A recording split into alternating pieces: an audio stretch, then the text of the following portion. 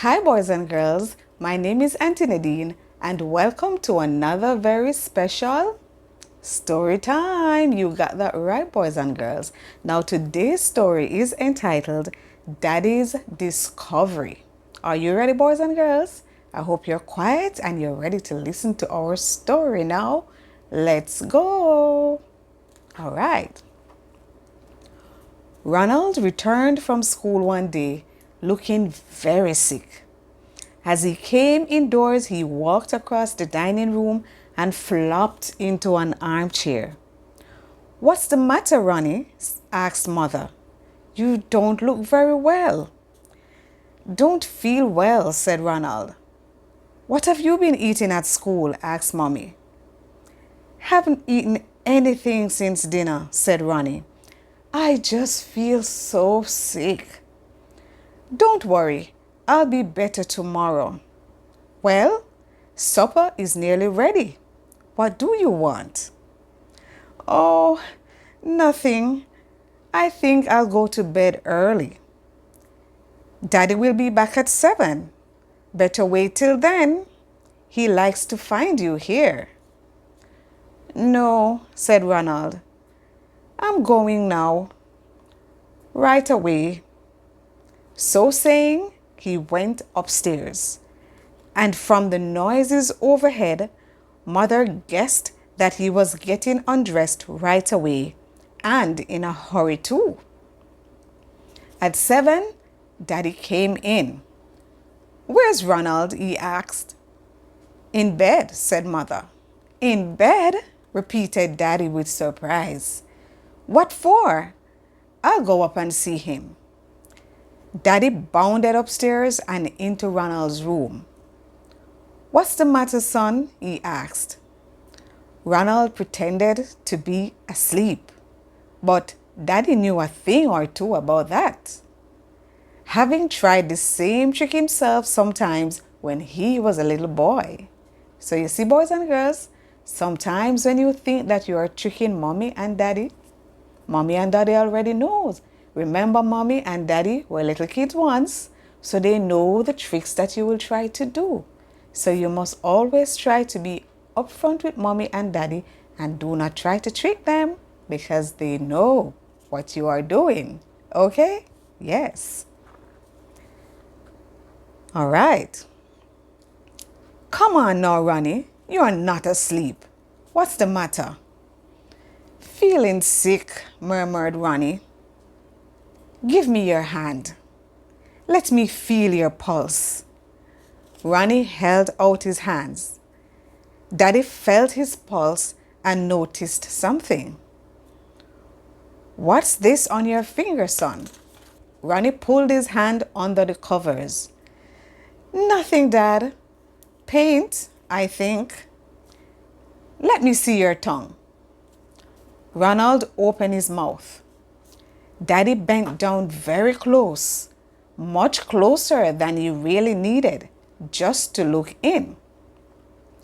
Then he got up from the bed and walked over to the chair where Ronald's clothes were lying. He picked them up one by one and felt carefully in the pockets. It was rather a messy job, for some of the pockets had all sorts of treasures in them, such as bits of string, nails, dirty handkerchiefs, a half-melted caramel, an apple core, and cookie crumbs. What kind of things would Mommy and Daddy find in your pocket, boys and girls? Would they find some of the things that Ronald had in his pocket? Okay. But from the bottom of the right-hand trousers pocket, Daddy hauled out a small yellow box.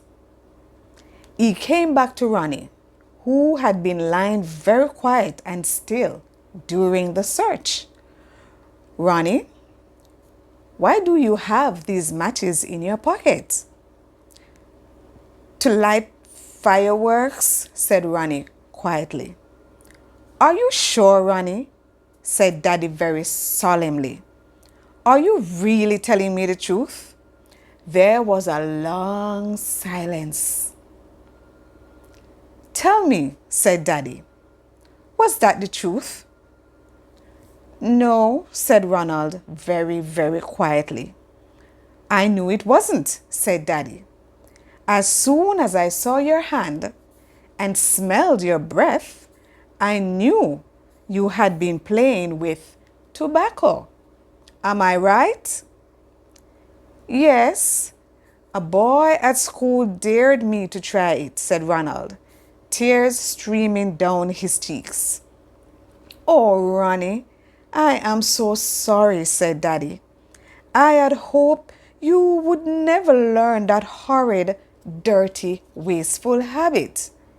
I have never smoked tobacco in my life, and I wanted my son never to have anything to do with it. I knew you didn't, Daddy, and I really didn't want to, said Ronnie amid his tears. I'm sure you didn't, said Daddy, but you must be strong next time to say no. Smoking never did anybody any good. It spoils your health, weakens your heart and lungs, stains your hands, make your breath smell, and burns up your money. Daddy paused, and there was a deep silence, broken only by Ronnie's deep breathing and an occasional sob. Ronnie, said Daddy. Yes, Daddy. I want you to promise me one thing. Yes, Daddy. Give me your hand.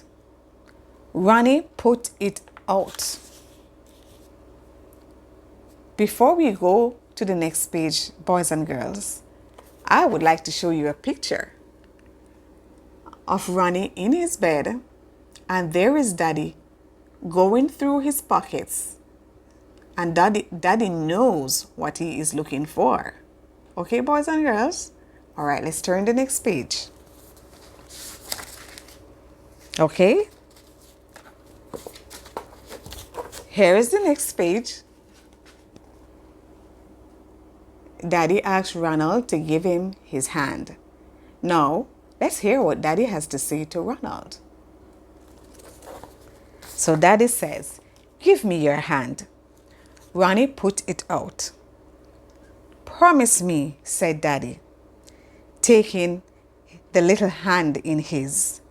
Promise me that you will never put tobacco of any kind near your mouth again.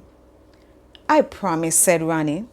They squeezed hands in the darkness, and the promise was sealed.